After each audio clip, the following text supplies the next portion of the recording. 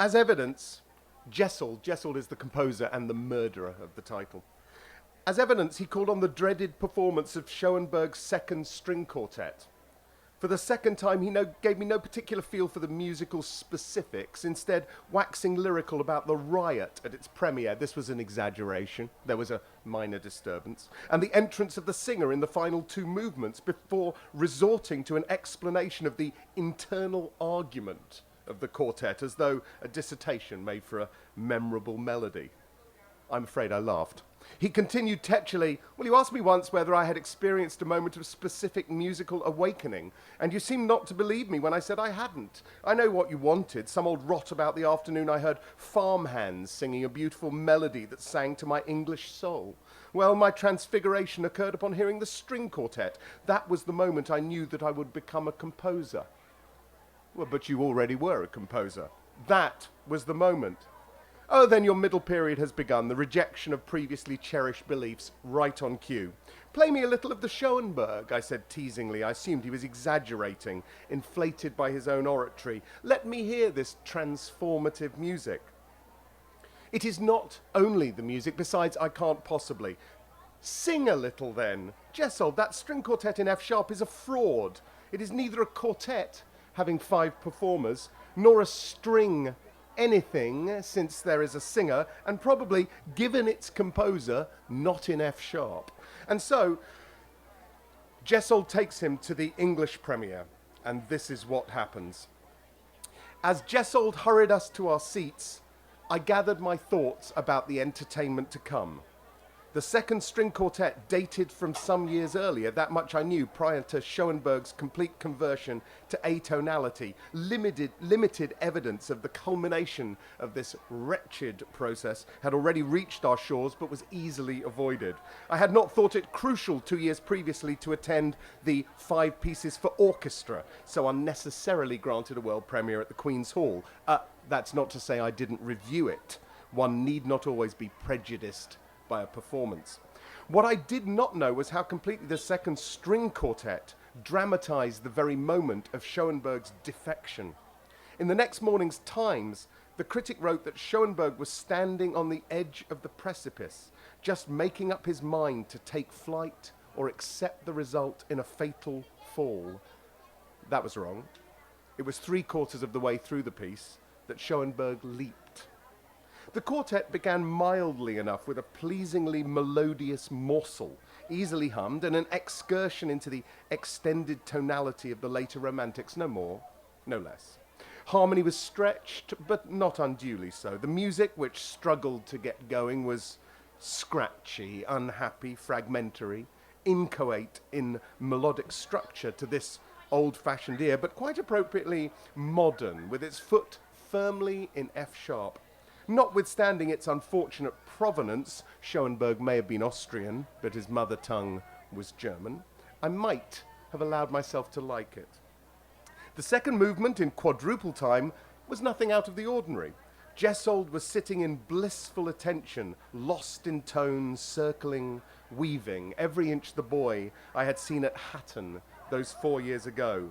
He had issued the old man a challenge. The music would threaten me, frighten me, offend me. Like the Stravinsky, a test that out of deference to my friend, I would endure with teeth gritted. One that, after feeling increasingly and hopelessly beleaguered, I was sure to fail.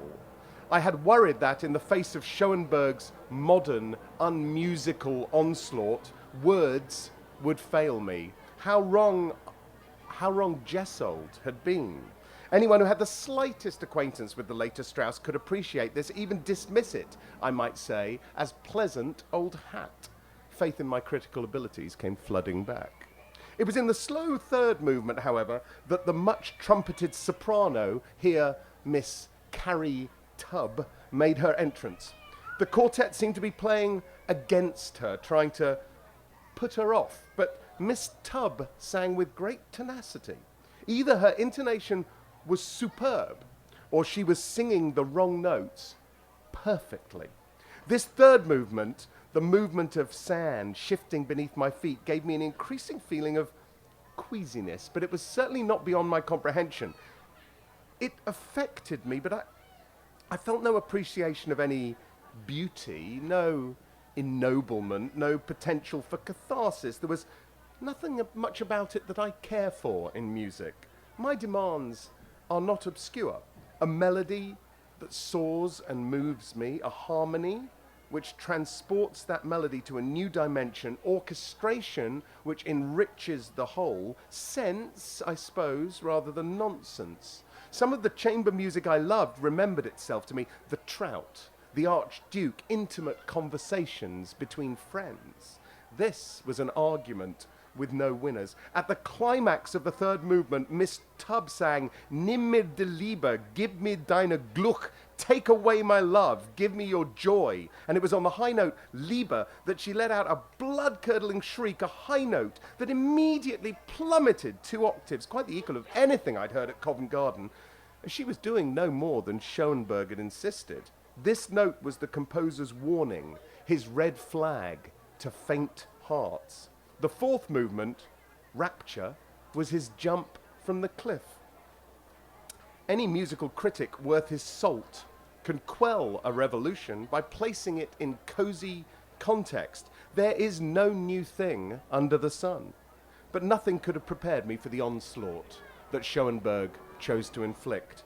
The instrumental introduction presented a scurrying of all the notes of the chromatic scale. Tonality that had previously been stretched snapped.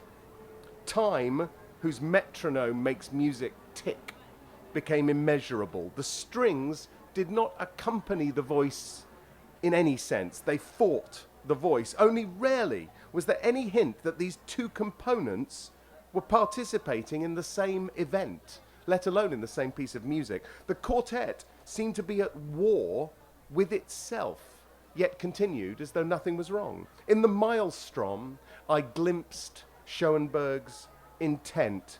I understood the perverse aesthetic behind his intellectual conclusions.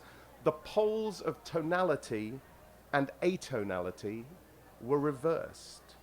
His was the triumph of theory over practice, abstraction over depiction, of cold intellectual thought over the urge to give pleasure. It was the end of music, as I could possibly know or describe music.